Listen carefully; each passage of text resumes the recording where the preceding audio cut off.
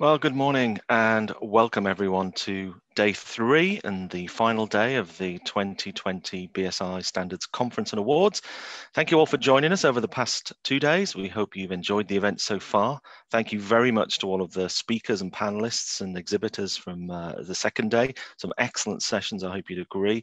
Interesting about the way the world of work is changing in a post-COVID environment, and also the way the world of standards is adapting to with the new BSI Flex standard, providing a more iterative and faster market solution. If you weren't able to join us for the first 2 days, recordings of those sessions will soon be available for you to watch. Just some tips and reminders to help you to get the most out of the final day. Hopefully you've all come to terms with the mobile app and the web platform that we developed to support the delivery of the conference. We will provide you with the feedback form after the event, and your feedback will be extremely helpful for helping us to improve the virtual conference delivery. And so please do take the time to complete it. We really appreciate your feedback. Just some tips and reminders for today. We're using 2 providers, as you know, with the e-conference. We've got Guidebook, we've got Zoom. All the meetings and exhibitors are here on Zoom. The mobile app is where you can create your profile and build your own schedule and read about exhibitors and speakers. So if you want to know more about the speakers, we won't be giving them a big introduction when they speak. So please check their profiles on the mobile app. You can also do on the web platform, build your own schedule. So if there's some particular sessions today that you want to make sure you don't miss, please do that on the Guidebook web platform. So during the live sessions, you can interact via the Zoom Q&A and the chat functions. The speakers and the hosts for each session will let you know which is being used, and you can access these at the menu bar, which is at the bottom of your screen. For this opening session, feel free to post comments in the chat, but please submit any questions that you have via the Q&A facilities. Now, we mentioned already that the videos and mics are turned off, except for the people who are presenting. The exception is in the Knowledge Marketplace. You don't need your own Zoom user accounts either. We provide access through this system, as you'll have seen. If you haven't done so already, contact the exhibitors that you'd like to visit and pre-book your short one-to-one chat with them during the Knowledge Marketplace. And you can find all the details for booking those on the Guidebook app and on the web platform by clicking on the exhibitor's logo. Today we have a shorter but still very important program. We're going to start the day with one of the sessions that has been most oversubscribed. It's our World of Standards session on the future of UK regulations post-2020 and UKCA marking.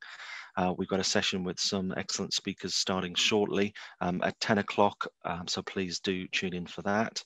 Followed by a Knowledge Marketplace, which is your last chance to meet with our exhibitors and put your questions directly to them.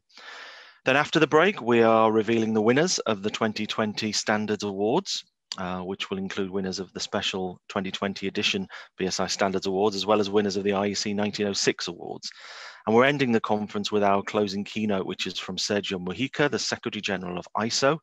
And he will join a closing panel and Q&A with Scott Steedman, the BSI Director of Standards, and also Neil Musk, who's BSI's new Director of Standards Development.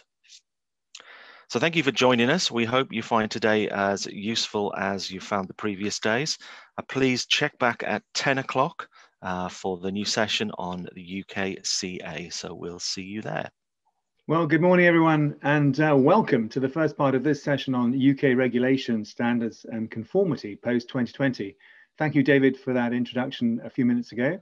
I'm Scott Steedman, Director of Standards at BSI, and delighted to be joining the conference here today. In this part, we want to focus on the big picture in relation to the use of standards in the new post-transition regulatory structure of the UK. BSI has been working hard over the last 4 years to ensure that standards have had the appropriate focus as government has worked to transfer EU regulation into UK law. This is to ensure that you, our stakeholders and standards makers, have a smooth transition once the UK leaves the EU at the end of this year. We've been supporting the Department for Business, Energy and Industrial Strategy, BEIS, throughout this period to develop the systems and functions that it needs to deliver an independent regulatory framework for the UK. And we'll expand on this during the second part of the session, which will be led by Richard Collin. All of this work is to ensure that as we transition into 2021, we maintain a well-functioning UK internal market, underpinned by a coherent set of national standards, British standards adopted by BSI and aligned with international standards. A system based on the use of common standards across the UK to underpin regulatory conformity makes it easy for industry, consumers, regulators, and market surveillance authorities to follow and minimise barriers to the movement of goods across borders. We've also been working closely with the Department for International Trade, DIT, to ensure that our common commitment to the use of international standards in the UK is recognised in any discussions on the UK's future trade policy. We're looking to maximise opportunities for trade through international cooperation in the development of standards and in their adoption as national standards around the world. Promoting our own system of performance-based regulation underpinned by national standards, almost all of which have been developed in collaboration with our partners around the world through the international and European regional standards bodies, will provide the strongest possible foundation for our future relations with our neighbours in Europe and other trading partners around the world. Your continued work to represent the UK in those international and regional standards bodies is critical to ensure our market framework continues to benefit from the very latest thinking in product and service standardisation. Here in the UK, you will have seen the debates in the media over the proposed UK Internal Market Bill, making its way through Parliament. We're watching this closely, and we will intervene if we see confusion emerging over the role of consensus standards to support potentially different regulatory structures in the devolved nations. We don't see any major issues at the moment, so we won't be covering this subject in great detail, but rather we want to focus this session on the practical changes that we do know are coming, which will impact most of you. What I hope is that by the end of this session, you will have gained some insight into how businesses are preparing for the new regulatory environment and the role of standards to support conformity assessment. We're looking to cover the practicalities of the UK internal market, its effects on industry, intra-UK trade, and how British standards will underpin the new system. I will outline my turn on the panel, how the UK will develop into two regulatory areas for product regulation, Great Britain and Northern Ireland, and how this and the UK internal market means the role of standards is more important than. Let me now hand over to David Bell, again, who will be hosting this part of the session and explain how things are going to run. Thank you. Thanks, Scott, and welcome again, everyone. So a few words of introduction from me just to help you understand how we will run this session. As noted by Scott, this session is split into two parts. So part one, we'll look at the broader landscape, and then we'll drill into the detail in part two, especially regarding UKCA marking. So please save your questions on the UKCA mark and on the detail of Northern Ireland market access and continued use of the CE mark for part two of this session. Now, I'll shortly kick off the discussion with the panelists and give them an opportunity to introduce themselves. We'll then have a short discussion and then we'll open it up for a Q&A with the audience. So if you have questions, please use the Q&A function and we'll collate these throughout the event. So you can start submitting those questions as soon as you're ready, and the audience won't be able to see them, but we'll work on them and try and answer them during the session. Now, when we finish this part, I'll hand over to Richard Collin. Richard will lead part two and he can take you through how that will work. Now, we got a slight change to the panel lineup this morning from what was billed. Unfortunately, Sarah Cockey from CTSI can't make the event, which has rather impacted the gender diversity of our lineup, even on International Men's Day. It's not ideal. Ben Fletcher has also unfortunately had to drop out, but we've got a more than adequate replacement as Richard Rumbelow, also from Make UK, has agreed to step in. So Richard, I might start with you if I may.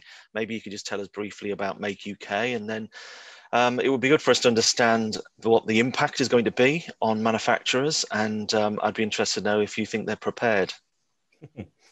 Good morning, David. Good morning, conference. Thank you very much for the introduction. I'm delighted to be here. I'm Richard Rumbelow. I'm our policy director for our international trade work with Make UK. And along with a colleague, we are the front and centre of how we are assisting members with regard to the end of the EU transition period and making firms aware of what the sort of things they need to be considering going into next year and beyond. In terms of Make UK, we are the representative body for UK manufacturing, diverse in our membership in terms of both SMEs as well as OEMs, around 20,000 or so manufacturing firms we represent across a range of our partnerships, membership and other structures as well. And we have been very close to the way in which the UK is leaving the EU at the end of this year, both in our policy work over the course of the last few years, but particularly in the way we are supporting our members through what will be very difficult times for them into the course of next year and beyond. In terms of my opening comments, I just want to make a sort of general comment first about preparedness and readiness. I think at the moment, we have seen another significant impact on the UK economy this year. COVID-19, the pandemic, has affected businesses in our sector as much as it has every other part of the economy. And I think that from all of our firms, they're still in a process of adjustment. According to they're still in a process of adjustment. That means for many of them, they're still in the process of understanding how their business are going to operate, not just for the rest of this year, but into next year too, making them safe and secure for their employees to work in. And all of that, as well as the preparations in terms of their business for next year, has drained resources, both in terms of management time, financial resources and other aspects, which has allowed them really not to understand effectively and necessarily plan effectively for what they need to do next year in terms of the other major business challenge, which is the end of the transition period with the EU and a very different and changed environment that we're going to have with the European Union from then onwards. Irrespective of the nature and the conclusion of the negotiations between the UK and the EU at some point in the course of the next week or 10 days or so, the business environment is going to change anyway. We are leaving the single market and customs union, which will change the dynamics of trade, which will impose further significant changes to business operations, which will at the coalface mean a higher degree of cost, administrative burden, as well as other changes to the way their business will work with their customers and their supply chain within the European Union. I know we're going to talk in this session a little bit about Northern Ireland, and my colleague Stephen Kelly is on the call. I know he'll talk quite extensively around what some of those changes mean for Northern Ireland. But collectively, it is a significant change in business set which firms are going to go through. When it comes to this particular aspect, which we're talking about labelling and the way in which conformity assessment is going to work for products, that is one of the immediate changes that's going to happen anyway, irrespective of the outcome of the agreements between the UK and the EU. And those plans for those changes have already been announced by government. Guidance was issued in late summer, early autumn in terms of what's required for firms in terms of how they should go about their product conformity and product labelling requirements. There are going to be changes, significant changes, both for UK product going into the European Union, but also importantly, as we will touch on later, the differences between Great Britain and Northern Ireland as well. Now, all of you will, I'm sure, be getting familiar with some of those changes, those practical changes, and hopefully you may be able to draw out some of your comments, concerns in the sense of going through this particular session. But in other respects, I think in terms of preparedness, I think firms in general are alert to the changes. But I fear a Donald Rumsfeld moment coming up. There are a significant number of unknown unknowns, which many firms are still not alert to. And because of the ongoing economic and health crisis that we're under, have limited resources, both management, manpower time, as well as financial resources to undertake that due diligence, that research and that planning effectively. Thanks, Richard. So alert, if not prepared, that seems to be the early story. Thanks for you referred to Northern Ireland. We are going to bring Stephen Kelly in now, who's the CEO of Manufacturing NI, who knows more about this than most. I will come back to you, Richard, with some questions on that topic as well. But Stephen Kelly, good morning. Perhaps you could just set out a little bit of the work of Manufacturing NI, and then maybe just to introduce a little about the NI protocol that we see, and same question that we asked Richard, do you see Northern Irish businesses prepared for the changes?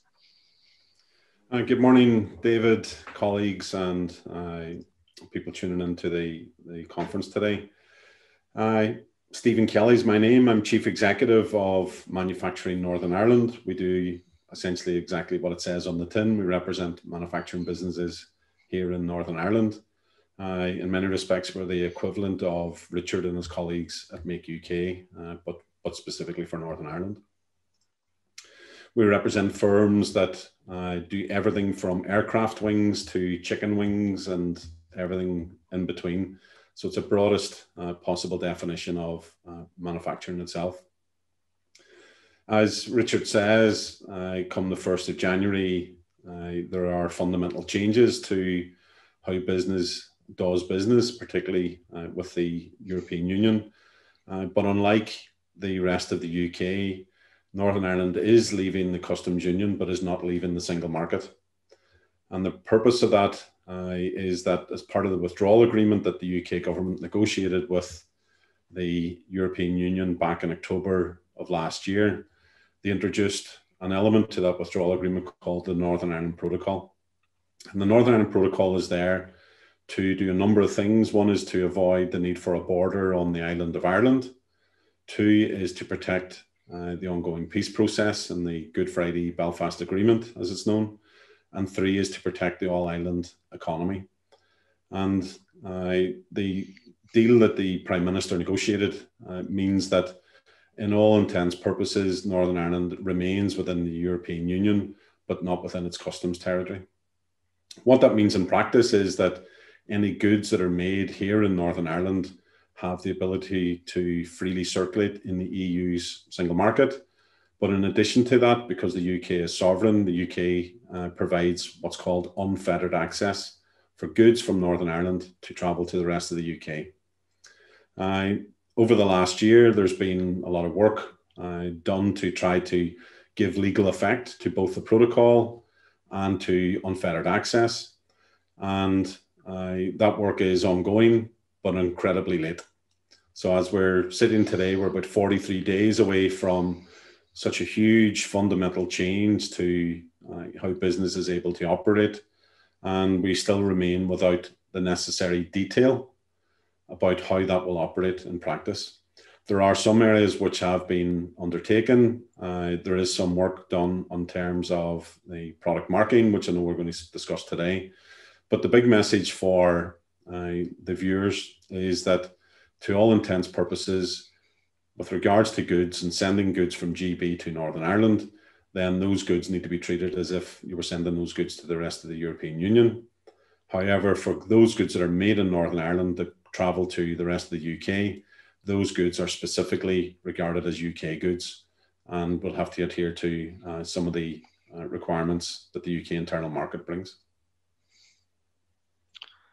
Stephen, thanks for that overview on the NI protocol. We'll come back. I'm sure there's going to be questions from the audience on how that's going to work, and we're going to come back to that in a second. So Stephen talks there about the need for more detail. If I can bring you back in, Scott, just to talk a little about the standards system, an overview how standards will support the new regulatory framework, perhaps with regard to BSI's membership of the European standards bodies as well. Yes, thank you, David, and thank you very much to Stephen and Richard. Very interesting comments indeed. BSI's role is really, we will continue to serve the needs of our stakeholders, business, consumers, governments, and others. We see our role as enabling both the integrity of the market in the UK and our interaction and trade globally. Post-transition, this role in the home market, but as Stephen says, perhaps I need to now say markets, is more important than ever. The new regulatory framework starts with the UK Internal Market Bill, which is designed to underpin regulation across the 4 constituent parts of the UK and seek to ensure the integrity of the overall market. This is based on minimising trade frictions while exercising devolved responsibilities, rules of mutual recognition and non-discrimination. And we see a major role here for British standards that encapsulate best practice for our businesses and our stakeholders. A common standard enables interoperability while not preventing different levels of regulatory ambition. The well-known example, for example, of the building regulations that are different in England, Scotland, Wales and Northern Ireland are all supported by a common set of standards for the whole of the UK, and these are also aligned with European standards. Then there are powers reserved to the UK government in Westminster, including product regulations and the very important area for standards of CE marking and UKCA marking. Sure, we're going to come back to that. Here also, there's a split between the GB, the Great Britain markets, with the new UKCA marking, and the Northern Ireland market, as Stephen has been describing, where the Northern Ireland market stays within the EU single market, and the UK government will adopt EU law to apply there. So on day one, legal requirements will be the same: technical essential requirements for CE marking in Northern Ireland and the new UKCA marking in Great Britain for toys, electrical equipment, construction products, PPE, etc. And that's ensured by the statutory instruments which were created by government last year and updated this year. It's a huge exercise, I have to say, but over time, we have to anticipate these will change and there will be some level of divergence. The construction product regulation, LVD, low voltage directive, machinery, they're all being reviewed in the usual EU process. And we have to anticipate there will be changes in a few years' time. So this again is where we see the crucial role of standards. BSI will continue within the international system of standards as a global leader in that space, and will stay a member of the European Standards Organization, CEN and CENELEC. We're just discussing that with our fellow members at the moment. We will continue to help our stakeholders to lead the work to develop common standards that are used globally, wherever possible, and identically throughout our region. These common standards will confirm what is best business practice, and that will show how to meet legal requirements. Should there need to be changes for the Great Britain market, we will incorporate them. We will fulfill our responsibility to UK government for standards to support any new product regulation, but we will also not forget our responsibilities to Northern Ireland, and we need to keep those linkages too. So to summarize, David, I think the power of standards to maintain the integrity of our internal market across the UK is vital to our future success for industry as a trading nation and for the protection of consumers and the environment. We have to work through and work out and manage this relationship between Great Britain and Northern Ireland, and I look forward to doing that. Throughout our market structure and regulatory models, the UK can also reach out to other countries to create good trading relationships based on the common use of international standards, where our stakeholders, including many of you on the conference today, already play leading roles. So if I leave it at that, David, maybe we could see if there are any questions to pick up details. Well, there's a question already actually about our CEN-CENELEC membership, and if I ask our other two speakers, Richard and Stephen, if you'd like to turn on your cameras as well for the panel discussion, and Dave Matthews, who is a convener of a CEN working group, asks whether he understands that we'll be allowed to continue to have those kind of roles, but is there any time limit on those positions? No. Is the answer to that. I mean, the key to our discussions with our CEN and CENELEC members is that we will continue as a full member of CEN and CENELEC, participating in our committees with chairs in the normal way. So from an operational perspective, as standards makers, you will see no change. We will need to see changes in the statutes to reflect the new status of the UK. We are already considered as a third nation. But these are more to do with the operation, the organizational side of it, rather than the operational side of it. So from a standards maker's perspective, our expectation is that you will see no difference, and there should be no time limit to that. As long as we're a member, which we will continue to be, then we see no impact on our work. Thanks, Scott. Just to come back then to the UK internal market and what it means for UK businesses. Stephen Kelly, I'm looking for some positives. Do you see some business opportunities, businesses setting up in Northern Ireland because they can have access to both GB and the single market? Is that a realistic proposition? It is, and we have some evidence that that has happened in a small and light touch way at this point in time. Relating specifically to this area of interest, there is advice there on gov.uk website, and some of that advice is quite confusing, and actually in some respects it's quite conflicting with other parts of government advice, particularly around the internal market bill, around Northern Ireland's position in the UK marketplace, that unfettered access that I mentioned. So from a practical point of view, businesses in Northern Ireland will continue to have to use the CE marking. And GB businesses who want to send stuff to Northern Ireland will have to apply the CE marking as well. But from a purely practical point of view, if our businesses here port across their certification to an EU registered body and applying the unfettered access rules, it means that anything made in Northern Ireland just needs one conformity assessment. So we just only require the CE marking to allow goods to travel, not just through Ireland, but throughout the rest of the European Union. But because we have that unfettered access, the marketplace in GB has to recognise those goods that are made in Northern Ireland. So Richard and his membership and colleagues in Make UK, the potential there is they will have to do at least 2 conformity assessments, one for the GB market, one for selling those goods in the EU and potentially globally as well. But for Northern Ireland businesses, you just need the CE marking because the rules are that our goods must be recognised in the UK marketplace. So if you read the UK guidance that's online, some of that's a little bit conflicting. It talks about the requirement for both CE and UK brackets NI conformities, etc., etc., etc. But the reality, the practical reality of it is that provided a firm in Northern Ireland uses an EU body or registers their certificates in the EU and doesn't use a UK body for those conformity assessments, then our goods have free access to the UK as well as the EU. Mm-hmm. Thanks, Tim. Well, we come back in the second session on specifically on the role of conformity assessment bodies, because I can imagine there's going to be quite some disruption there. But Richard, from a Make UK perspective, do you have fears about Northern Ireland becoming a backdoor to the GB market? I don't think we have fears about that at this stage. I think our fear is making sure businesses understand what they need to do to be legally compliant.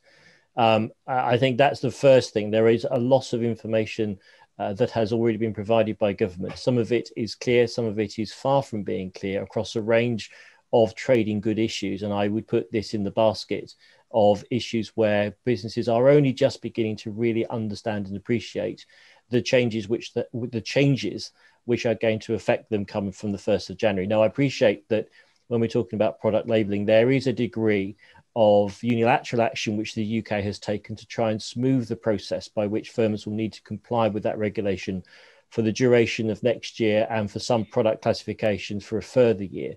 But that still is a significant upheaval to undertake in itself during the course of 1 year, also for foreign imports into the UK to be compliant with those regulations as well.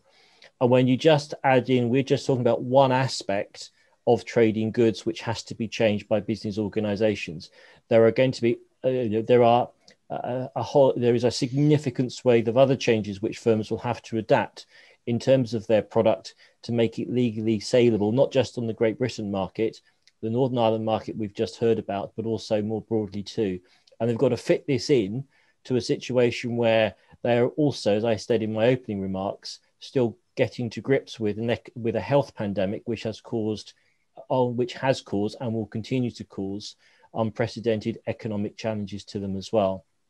So I think this is one aspect of a significant business change process which is taking place. If I can give an example of the cost impacts of this, in terms of just product labeling alone and the changes taking place, one of our major members has reported they have provided an initial cost estimate of the product labeling changes they will have to make to be compliant during the course of next year. In other words, labeling appropriate for the EU market as well as for the domestic market requirements here. They have estimated that to be on its own of £19 million. That is a significant cost burden for any firm to undertake on one specific aspect of making your goods legally compliant to be sold, not just here, but in other markets too. That just shows the breadth of the change which is going to affect companies in terms of how they manufacture and how they're able to sell their products from the 1st of January. Thanks, Richard. We've had a late surge of people joining the call, so just to remind you all that we will have a second session starting in about 20 minutes, which will pick up some of the questions that you're already raising about the UKCA mark and marking generally. But we're just going to talk about the frameworks for now. Maybe we can just talk a little about the UK internal market in more detail. And obviously this week there's been a lot of political noise around the power of the devolved nations. Do you think the internal market bill delivers sufficient flexibility in regulation setting for the devolved nations? Stephen, this is one to you maybe first. I would be very concerned that the Northern Ireland executive would be given those powers, if I'm honest. The experience in the last number of months is that our decision-making and our decision-making processes and the wisdom of the people making those decisions is a bit immature, if I'm honest. We're struggling and having daily battles here at the moment on whether to open pubs and restaurants and hotels and hairdressers, never mind the huge fundamental issues around the stuff we're speaking about today. I think it is right that the UK government does take responsibility for certain areas and chunks of those areas, particularly stuff relating to international trade. But I would be concerned that the capacity and the capability of some of the decision makers we have here could mean that we're late or badly deployed or confused in terms of their role in supporting business in this area. So the UK Internal Market Bill has rightly been laid in Parliament. It is absolutely correct that we do have a set of rules that govern how trade is transacted from Glasgow to Gloucester and from Derby to Derry.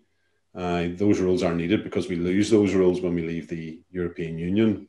However, some elements of that bill are causing quite significant distress in the middle of quite a delicate negotiation with the EU in terms of our future relationship, and those largely are built around the implications of the Northern Ireland Protocol. So where we feel we are at the moment is that we're in a tug of war with the UK and the EU pulling on either end, and we're the rope in the middle, and that's leading to quite a degree of stress and potential fracture, and that's a dangerous place for us to be. So quick answer to your question, having rambled for a bit there, is that UKIM is needed, absolutely. The UK as a national sovereign government needs to take responsibility for large parts of it, and I would be concerned of the capability of our devolved administration here, I'm not speaking on behalf of Wales or Scotland, to be able to implement some of the necessary changes. Do you see it as necessary as well, Richard? I think the internal market bill is necessary in order to ensure that national cohesion in terms of one single market. The same arguments, of course, applied when we were discussing this about that EU exit in 2016. So the benefits of having access to a single market for the sale of goods and for a whole range of measures related to that is solely and fundamentally important. Clearly, what has happened with the Northern Ireland Protocol, it does make trade with Northern Ireland a little bit more difficult, and particularly where it's a business cost issue and a business understanding issue of what that means. But I think any significant divergence away from the UK operating as a single market would be hardly a further and significant disruptive element for businesses here who want to have the benefit of having no internal barriers within the UK to trade, a consistent regime when it comes to standards and regulation, and a consistent way in which their product can be sold across the UK market. I appreciate that I think it is recognised that from a global positioning point of view, it's important too that the UK has a consistent internal market. If we are going to be, as we are going to be, an independent trading nation, and we are going to be in a position of seeking external investment into the UK for some of the big projects the government is now beginning to indicate, whether that's in infrastructure, whether it's green or other requirements too, that will require a lot of heavy lifting from international investors coming into the UK. The last thing you want to do is paint a picture of a country that's divided in terms of how you trade internally. And that is a very diversive thing to do. Yeah. The last point, I accept Stephen's point entirely. I think there is a role globally too for the UK as a UK to look at its international trade priorities, look at trade policy, look at trade remedies as a cohesive one nation, as a cohesive one single strategy, reflecting though, of course, that the nations of the UK do have a voice in that trade policy, do have some local content and local issues that should be brought to bear and traded successfully around the world, but that doesn't, and they should have a greater input into how our international trade policy and negotiations are reflected around the world. But as a single voice, from the UK with significant impact and influence coming from our devolved friends who have a legitimate point to make in that debate. And Scott, removing trade barriers within the UK internal market does seem to suggest a role for standards. Well, absolutely, and we need to monitor that very carefully where there is a role, because if we have a common standards framework, which we have today, we don't want to lose that. We want that framework to be consistent and common with the rest of the world, frankly. So we need to sail very carefully alongside regulatory aspirations and try all the time to promote the concept that even if you have some specific reason for some regulatory divergence, you can use an industry standard, a consensus stakeholder-led standard, to provide the underpinning for that regulatory policy. And the same applies in the relation to the question. I mean, Dale's answered a question about divergence between the EU and UK or GB in future, and the answer is we'll manage it. You know, we don't see any real drive in that direction affecting standards at the moment, and we will work very closely with government to put the stakeholder point of view that the UK stakeholders, consumers, academics, industry, regulators, their whole desire is to have a common consensus standard that is transparent and open to participation, national participation, and that needs to be the framework within which the market is then managed from a regulatory point of view. So in terms of divergence, we will need to manage that very carefully. We have explained that and discussed it with our Sensenelec colleagues, but we don't see a risk in that area today. And even if any of that transpires, and there is evidence of divergence even today across the European nations, there are ways to manage it, and we'll manage it as we move along.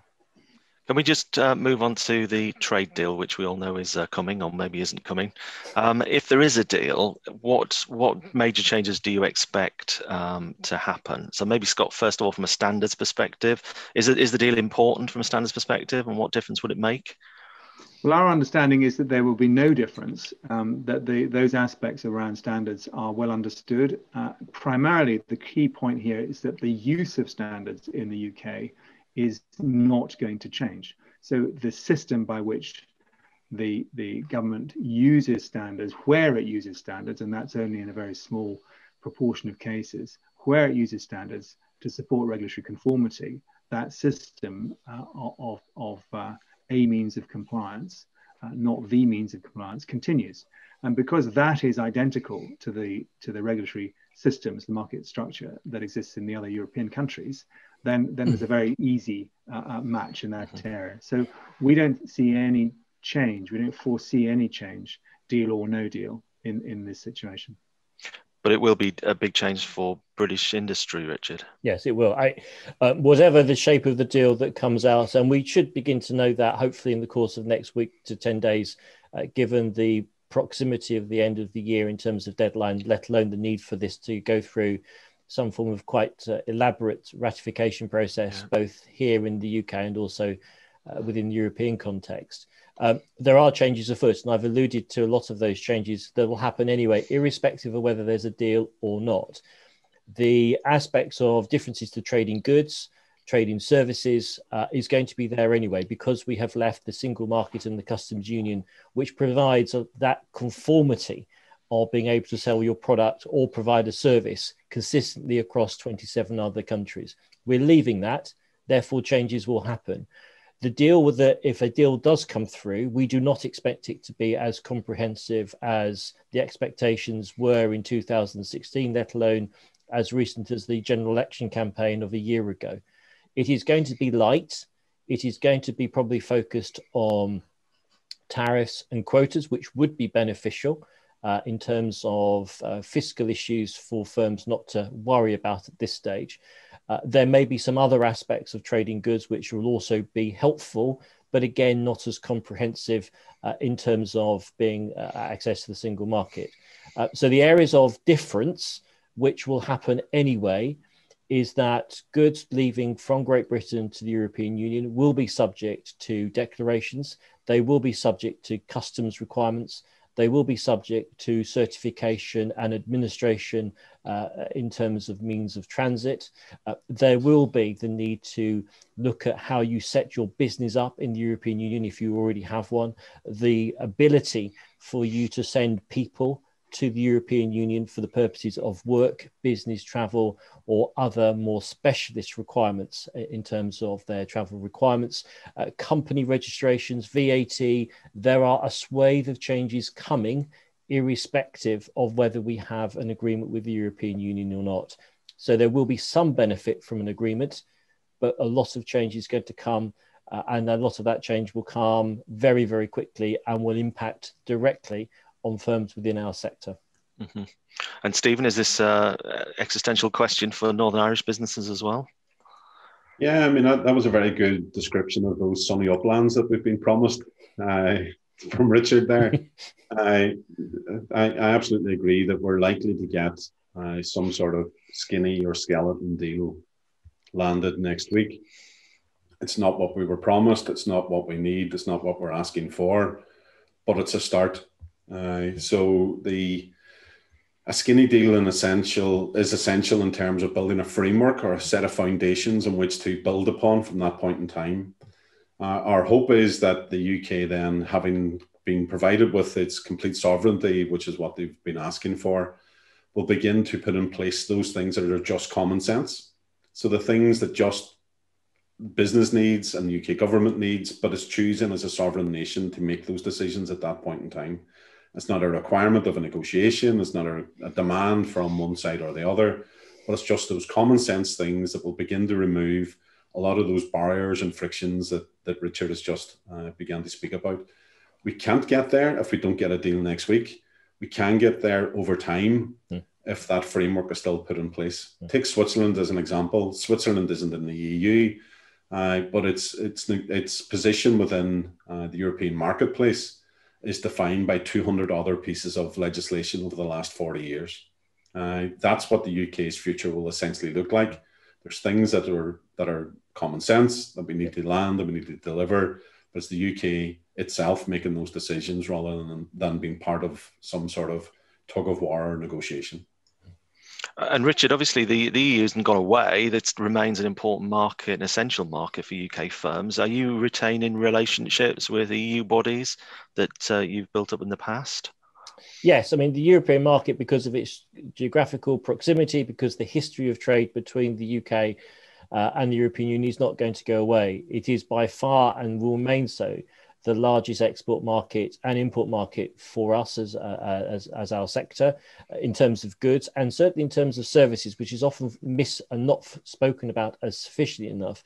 The ability for services to be transacted between the UK and Europe is significant. And I don't just mean financial payments and legal services. I do mean people physically going to do business work in Europe using technical and professional qualifications as the means for travel.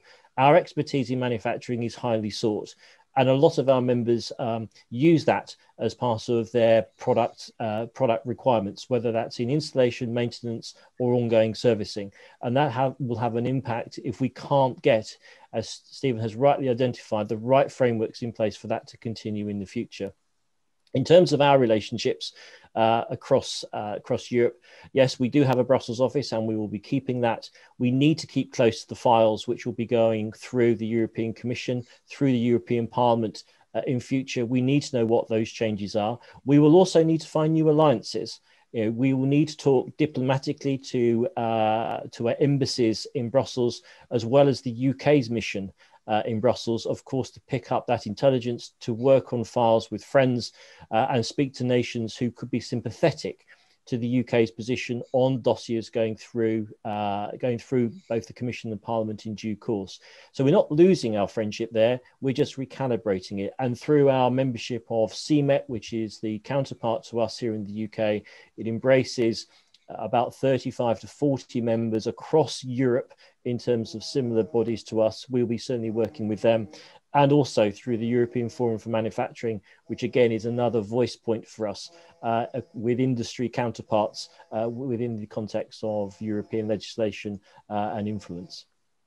And I know from the standards body perspective, we're looking to actually increase the amount of time we spend supporting the EU bodies, because actually influencing them is harder from the outside than it was from the inside. So there's a lot more work to do there. Scott, do you want to come in on that question about the relationships, or do you want to move on? We've got some questions on the standards activity. No, let's move on.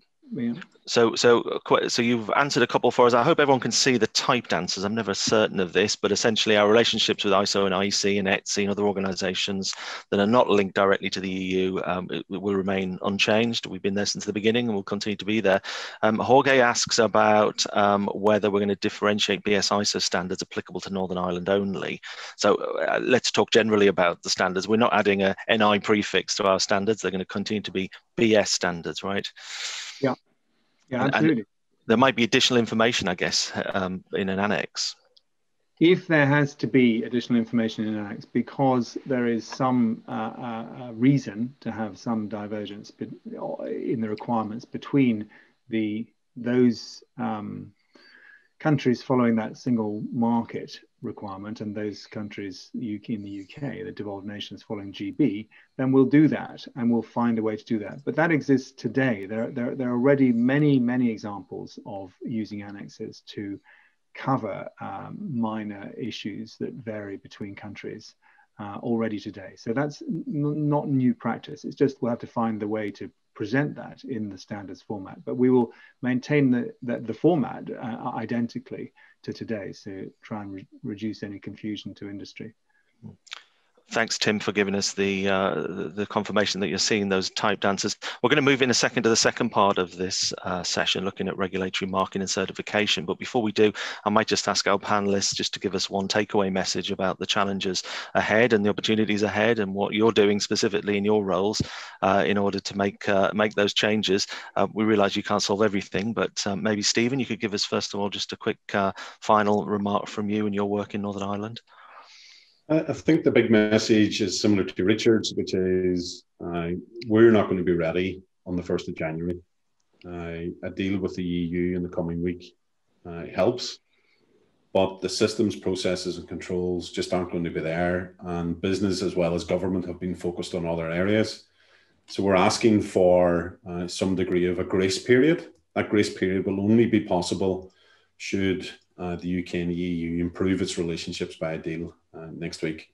And secondly, the message for those in GB who are tuning in today is, if you're looking to sell anything in Northern Ireland, you need that CE marking. But if you're looking for a great place to invest where you only require one set of conformity assessments, then I'm sure you and your colleagues will be happy to share my telephone number with everyone. Absolutely. You might be getting a lot of fishing boats coming. Scotland, isn't that right? I think we might need a BSI office there, Scott. Richard. We certainly do. Yeah. I first of all echo Stephen's point. The critical thing, if we can leverage governments here, is to give a further grace period.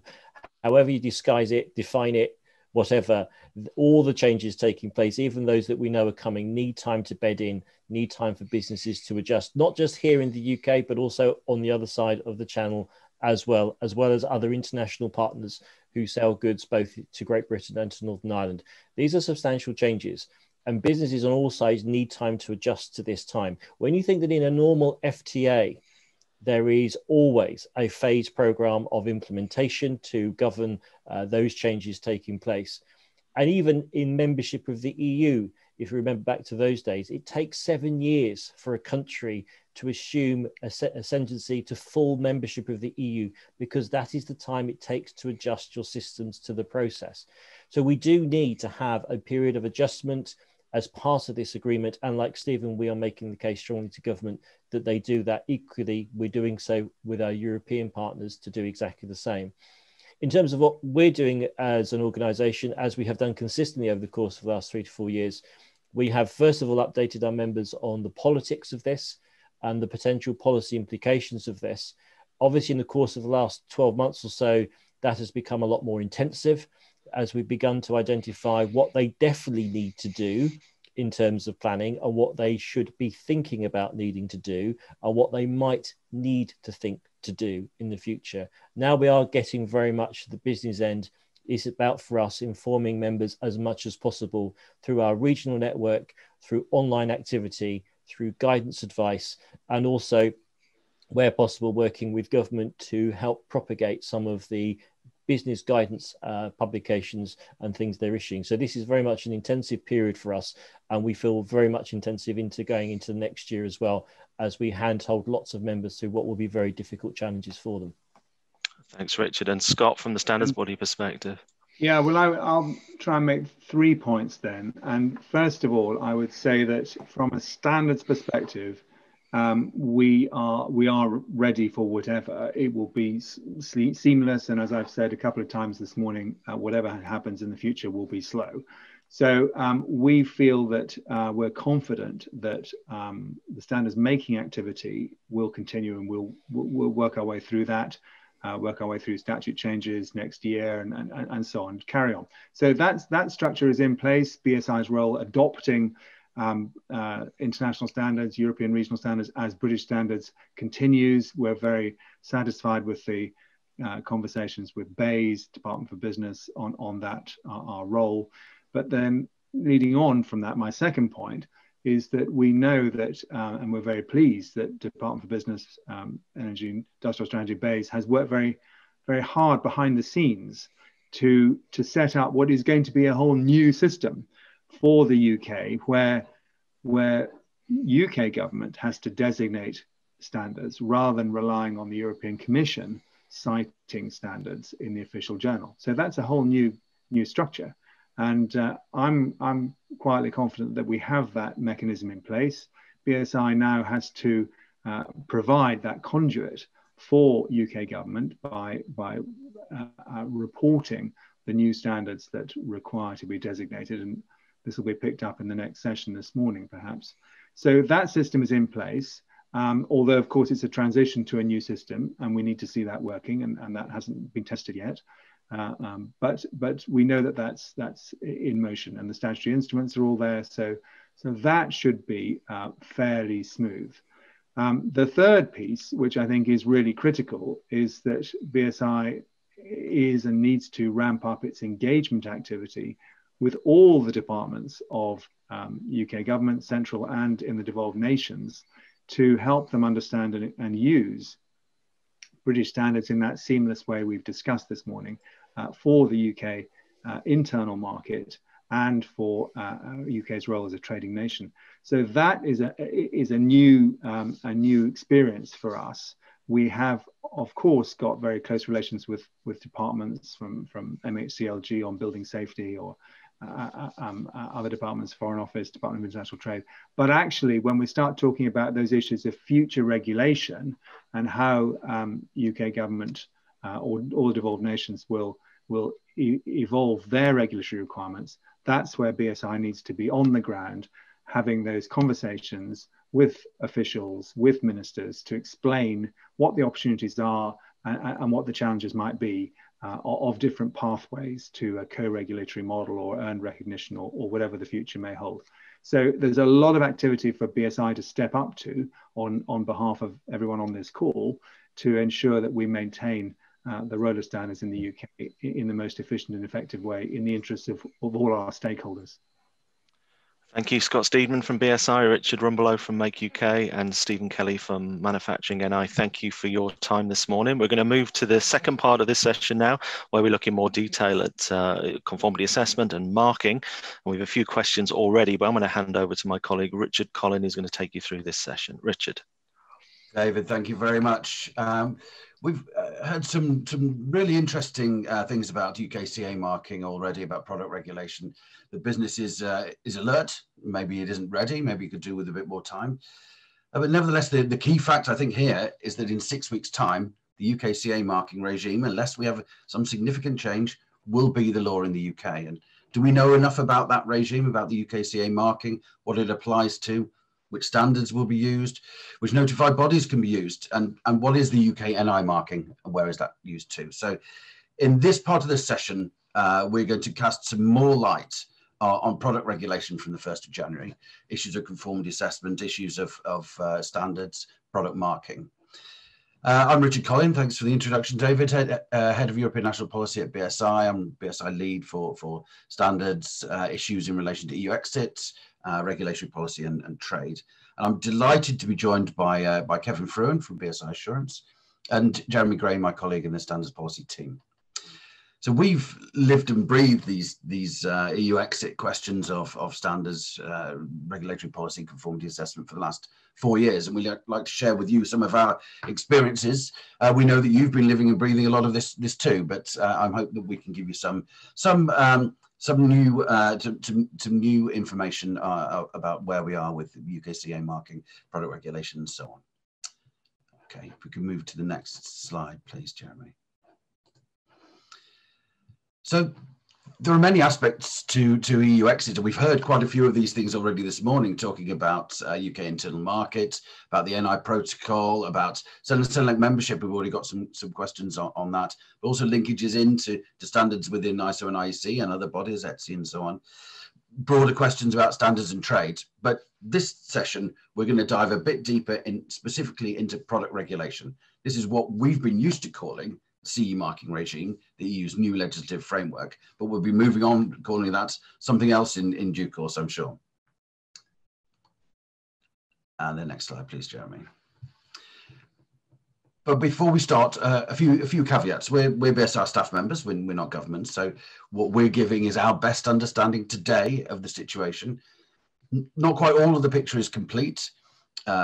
Deal or no deal aside, some more legislation is still coming out of government. There's the draft legislation in relation to qualifying goods under the NI protocol, for example.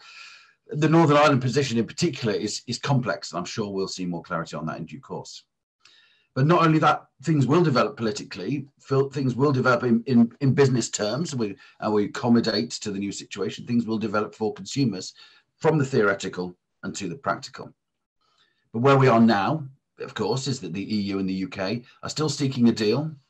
It's close, I think, in many respects, although there are a few sticking points that remain. And those sticking points are, I would say, they are very sticky. So there's still some considerable challenges to get this deal finally over the line. So what we've needed to assume in this presentation is that we'll come to the end of the transition period next month with no deal achieved. Now, that doesn't mean that what we say is inaccurate if there is a deal. Far from it, as Richard Rumbelow said before. We're confident that a deal wouldn't change the existence of the CE marking regime. Those laws are already in place, and nor would it change the relevant parts of the Northern Ireland Protocol that came out of the withdrawal agreement. So there will still be CE marking in Northern Ireland. But it might change some of the conformity assessment aspects. And so our basic assumption is this, that we're talking about the position if the legislation as it stands now rolls into place at the end of the year, i.e. with a deal not changing anything. Next slide, please, Jeremy. So let's dive into product regulation. As Scott mentioned, there have been significant developments since the summer. Government's developed its former no-deal planning into a fully fledged product regulation regime reserved to Westminster under the UK internal market regulation, taking into account the Northern Ireland Protocol and setting up and creating the statutory instruments and the guidance that involves the onshoring of all relevant products regulation from the EU and into an autonomous UK jurisdiction.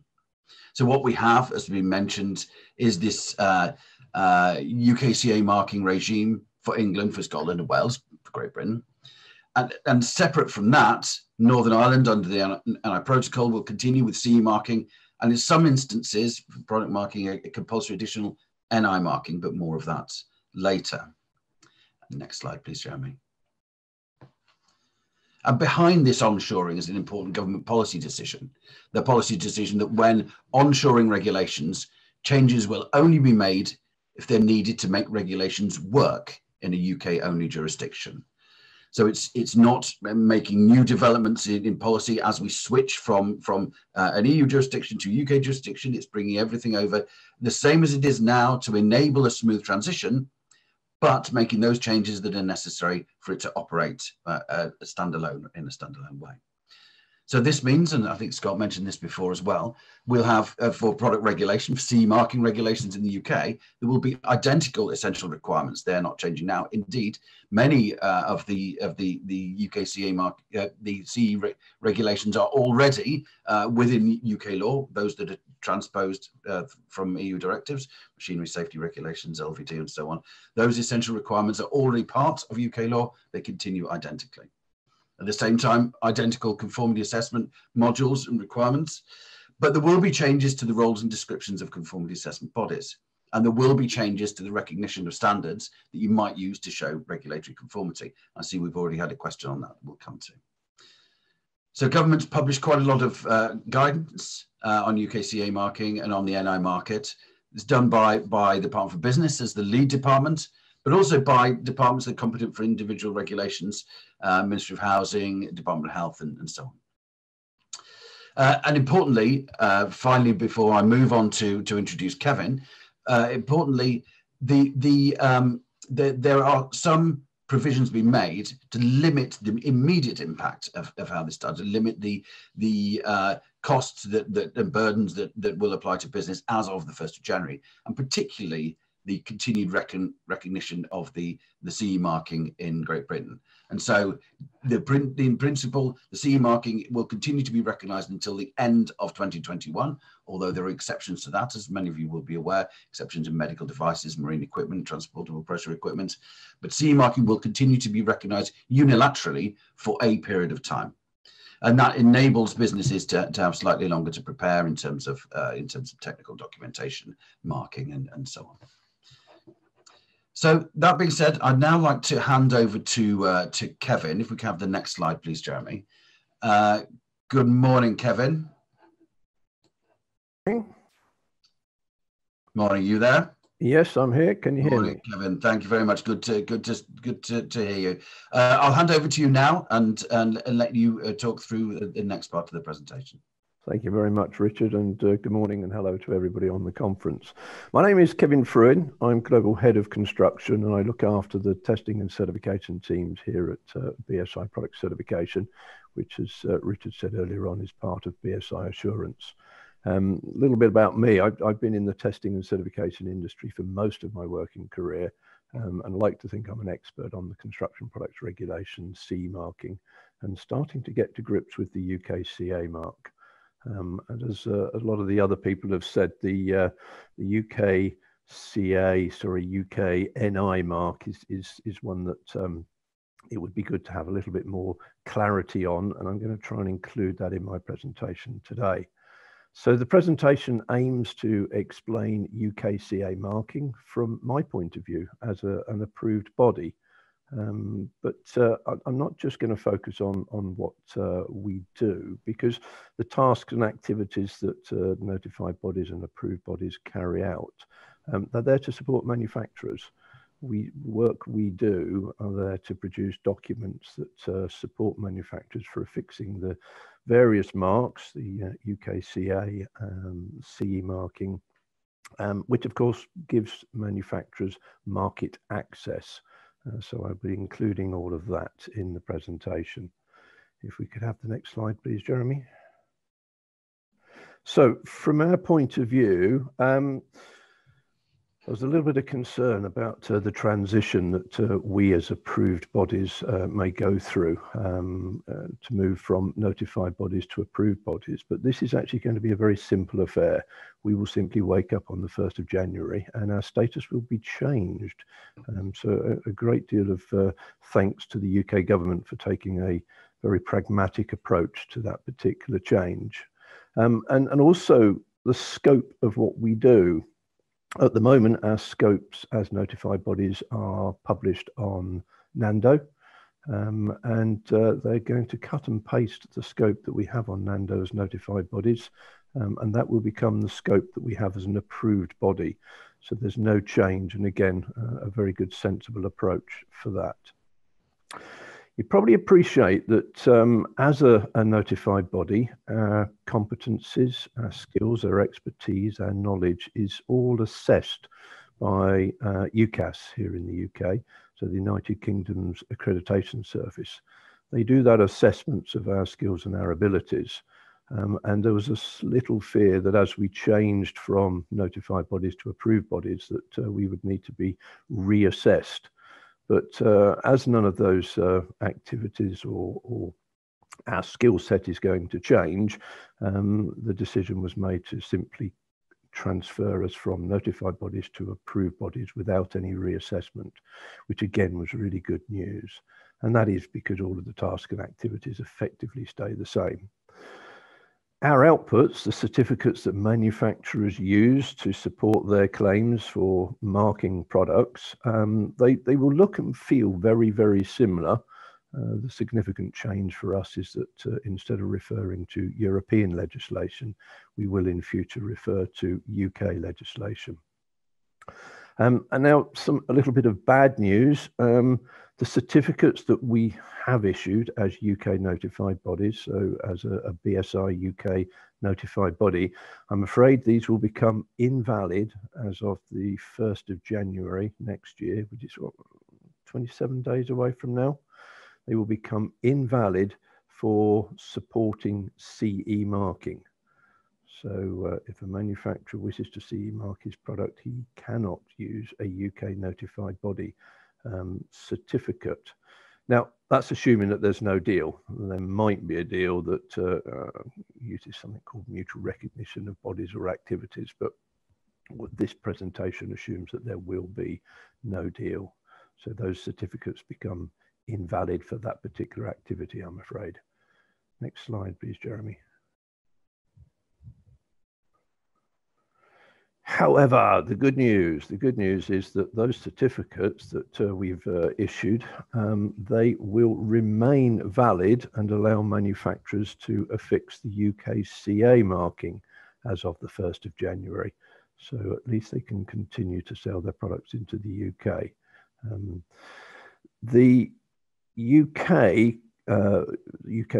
mark can be affixed based on those certificates, which is reduces the pressure on me, because we have thousands of notified body CE certificates that have been issued from the UK, and the fear was that on the 1st of January we would have to issue every single one of them again.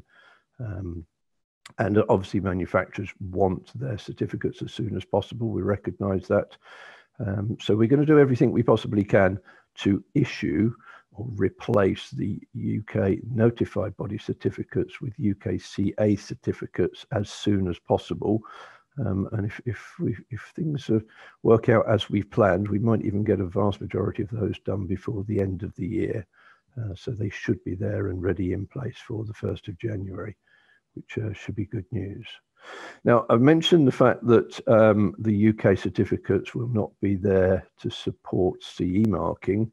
I need to also mention that as my understanding of the regulations and rules means that the EU 27 notified body certificates will not be valid for supporting the UKCA mark.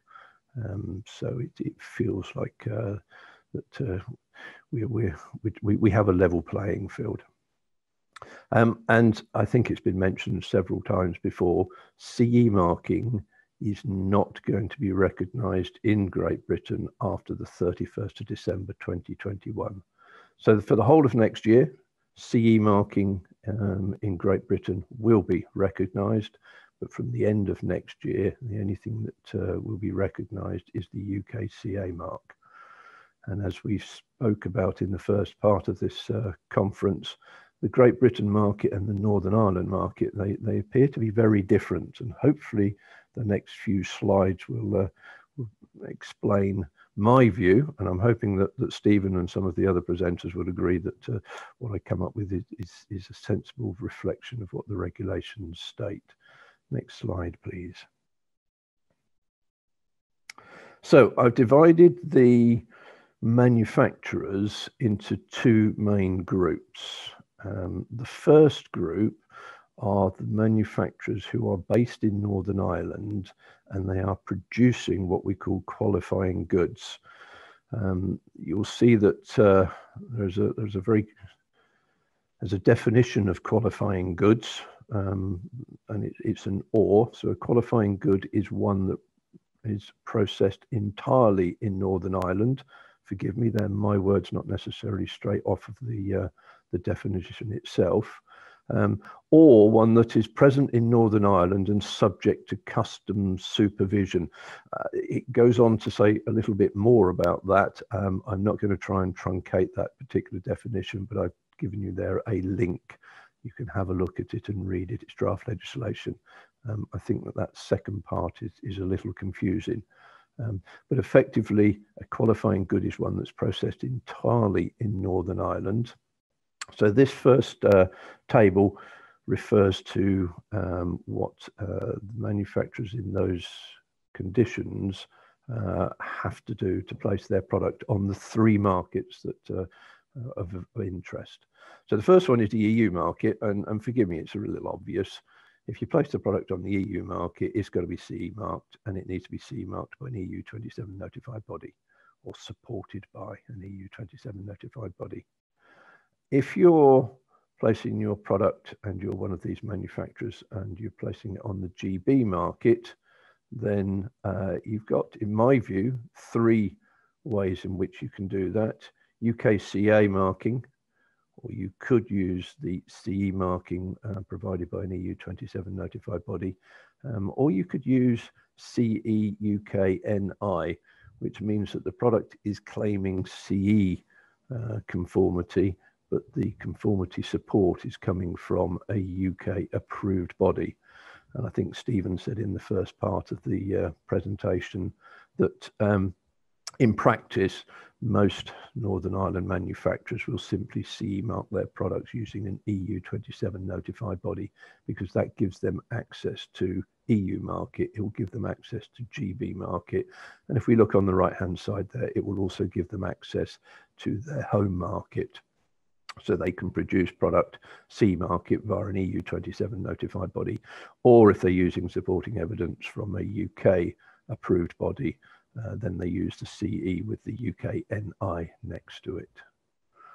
Thank you, Jeremy.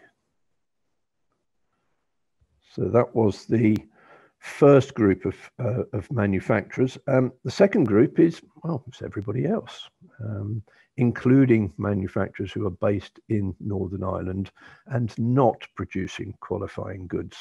I don't think there will be very many. So everybody else, everybody in the world, everybody in Great Britain, anybody anywhere else, this is what they will need to do to place products on the market. And it changes slightly. So for 2021, the EU market, again, obvious CE market. For GB market, then the product will require either the UKCA marking, supported by a UK approved body, or as Richard mentioned, CE marking is acceptable for the whole of 2021. And that CE marking could be supported by an EU 27 notified body. Northern Ireland, again, just think of it, you need to CE mark the product if you're going to place the product into Northern Ireland. But after the end of 2021, beginning of 2022, again, EU, exactly the same, CE mark the product. And the difference here for the GB market is that we lose the recognition of CE marking. So products placed on the GB market from 2022 onwards will only be legally placed on the market if they are UKCA marked, supported by a UK approved body. Northern Ireland, again, think of it as CE marking. Okay, next slide, please. So those are all of the things that people need to do, the marks they'll have to apply to get product into different marketplaces. And I thought it would be unfair to put forward a presentation where I haven't included the services that BSI. So how can we help you here at product certification? Well, on the left-hand side, you've got all of those regulations that we can assist you with for UKCA marking, but we also have a Netherlands notified body, and therefore we can do some CE marking for via our Netherlands office and support manufacturers with the contractual products regulation, personal protective equipment, gas appliances, and pressure equipment. Okay, I think that wraps it up from my side. Richard, back to you, good self. Kevin, thank you very much. And so Kevin's outlined changes to product markings, which are very interesting. I think this does answer some of the questions that we've had already. I'll talk a little bit about standards, then we'll move on to try to deal with the rest of the questions we have here and other questions coming in. So, well, what does this mean for standards? But generally, for standards makers, as Scott has outlined, it is business as usual. BSI will continue to support UK stakeholders and provide the standards development framework that they need to enable them to trade in the UK internal market, in Europe and internationally. And that includes SEN and SENLEC membership, crucially, and we're confident we'll have a new membership category by the end of next year that permits full UK involvement.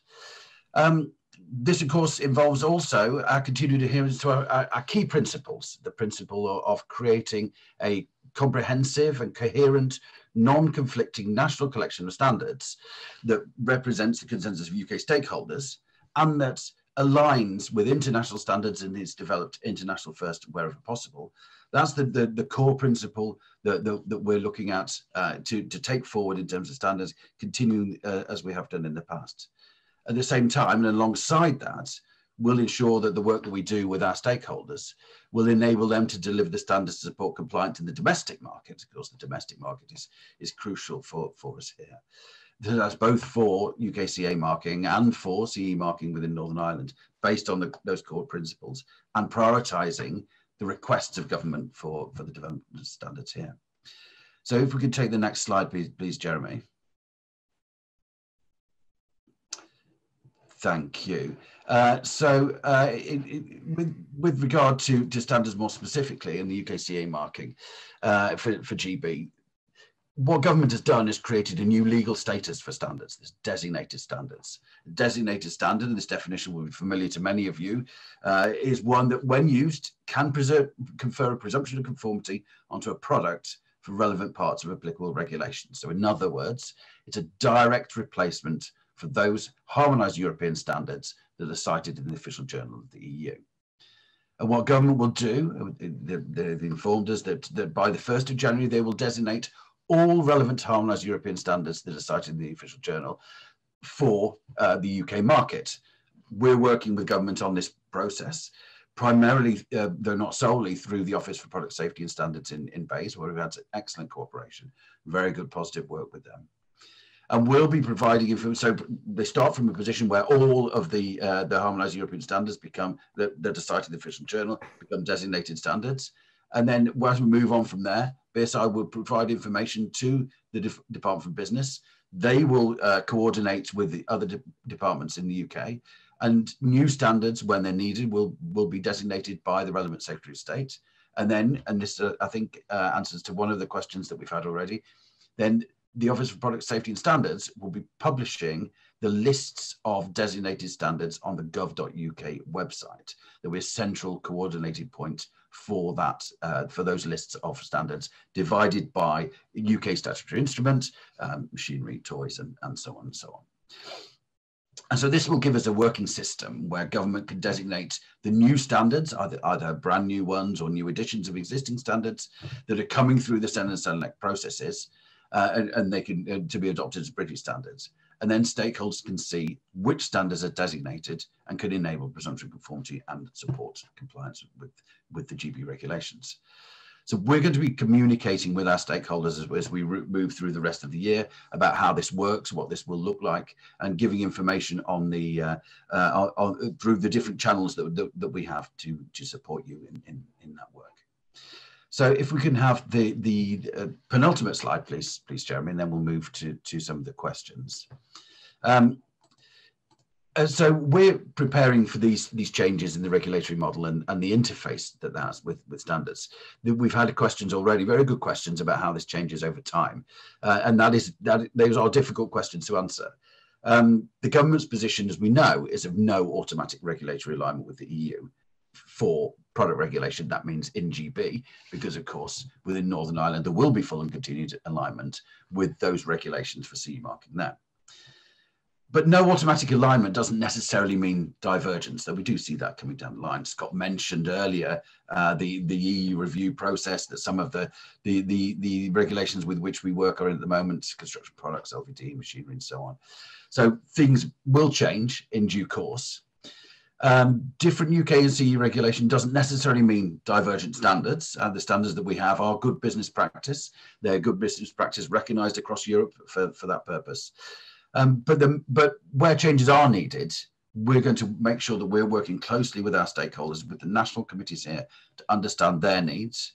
They've said to us already, and many of those are here too. I've seen you in the list of participants, that they want the British standards to stay close to the European standards. They want is, if there is a change, that we don't push the standards apart, but we keep it clear what is needed for compliance here in the UK domestic market in GB, but also within the European markets. That enables business here, that enables business in Europe, and indeed business globally, to see how the standards can be used to support regulatory conformity.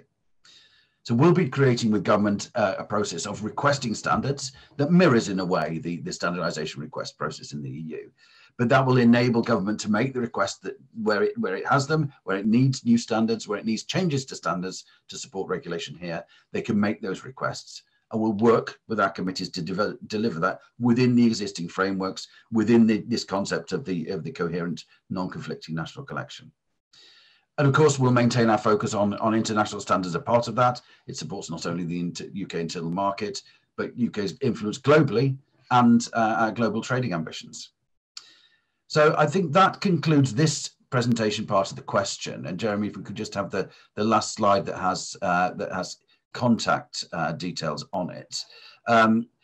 Kevin, if I could ask you to rejoin me again. Thanks, Kevin. Nice to see you. Do you have any other questions to deal with initially you want to take? Yes. Can you hear? First of all, can you hear me properly? I can hear. I can hear you very well. Good. So there seems to be a whole host of questions. I think one of the things I forgot to say right at the beginning is that we're trying to steer away from the medical devices side of things. I am anyway. I'm not an expert in that field. It is very different. So forgive me for not addressing any of the medical devices type questions that have popped up. We will do our best to type answers for those at a later date.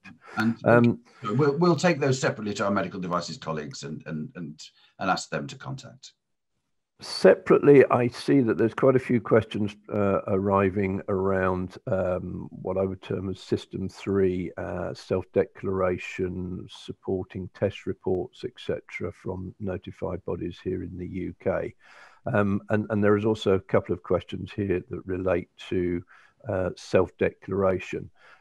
First point, just to remind everybody that CE marking and UKCA marking is all effectively self-declaration, because manufacturers take the responsibility for placing the mark on the product. Notified bodies do not give permission, they simply give supporting documentation and evidence. So it's all effectively self-declaration. But the term normally means under System 4 from the Construction Products Regulations, or where there is no involvement of a notified body. That's generally what is termed as self-declaration. And the question has been, can we carry on CE marking? As far as I'm aware, yes, of course you can. If there is no involvement of a notified body, then you can continue to CE mark the product. There is no involvement of a UK notified body, so you're not using that information to solve that particular problem. In terms of can the and will the European Commission, etc., accept UK test reports come the 1st of January, I believe that there is a letter that has been written by the Commission to the Republic of Ireland government, the words of which, those of us that have seen it, is reasonably clear that they will not accept UK test reports for supporting CE marking as of the 1st of January. I'm trying to see whether we can get that particular document published so that everybody can see it and we can all have a view of it. But it would appear that no, they will not accept testing. The evidence needs to sit with a live notified body. And that is the situation. Richard, I don't know whether there's any questions that you've seen on the board that you'd like to. Thanks, Kevin. Yes, maybe I'll tackle a couple of these. There's questions about the UK equivalent of the official journal from Josh and other similar questions. So this what we understand government will do will be to publish the references, not the whole standards. So I apologise if I implied that. The government will publish the references of the designated standards on the gov.uk website. I don't know exactly where and how that will happen. I think that's a question that we would need to take back to the Department for Business. But we're certainly working with them, and we've had conversations with them about how that will look, how the citation will look, and we've taken that to some of our stakeholders already. So it will be a citation list of designated standards on the gov.uk website. Another question, if I could just pick up another one quickly now, can other standards from Anonymous, can other standards be added to the designated standards list through BSI committees?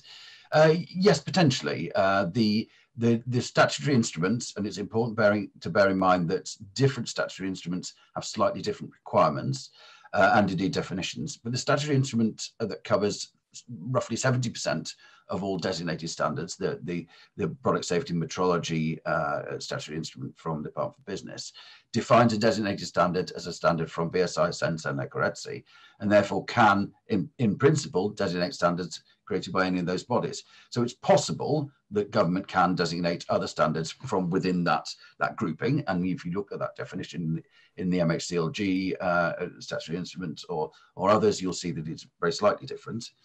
But of course, immediately after the end of transition, then the regulatory requirements will be identical, UK and EU. So at that point, it's probably not going to be necessary for government to designate other standards, but that possibility exists in due course. Of course, government's responsibility and government's choice, but we'll work with them to give them the information that they need. Kevin, do you want to take a couple more? Yeah, there's one here just asking about whether the Commission own the intellectual property of CE marking, which is a question I've asked actually lots of legal people. I think the answer is we don't actually know for sure, but it would be sensible to assume that they do, because the question refers to what authority would GB manufacturers and supporting bodies have to allow the application or affixing of the CE mark for the Northern Ireland market. The answer I have to the question is I'm not quite sure. What I do know is that the regulation itself states that is allowed. So UK notified bodies, approved bodies can support manufacturers with CE marking as long as we apply all of the rules for CE marking. We can issue certificates. We don't know what they look like, but we can issue documents and pieces of paper that will support a manufacturer, that will allow them to CE mark the product with UKNI next to it, that will designate the fact that it is a UK notified body that has supported that CE marking. Thanks, Kevin. I wanted to quickly answer Jeremy Hodges' question as well as best I can. Jeremy, as ever, it's a very good question. The question is, what happens in the future if UK government designates an updated version of a harmonised standard, the latest BSEN, but the EU doesn't publish it, doesn't cite it in the official journal, or vice versa? Could you have products on the UK market complying with two standards, one made in NI and one made in GB, and different standards? This highlights the challenge that we will see in due course. There will be a challenge in the lists, whether the citation lists are the same or not, and then that does have an impact upon the way in which products are manufactured and conformity declared to place on the market.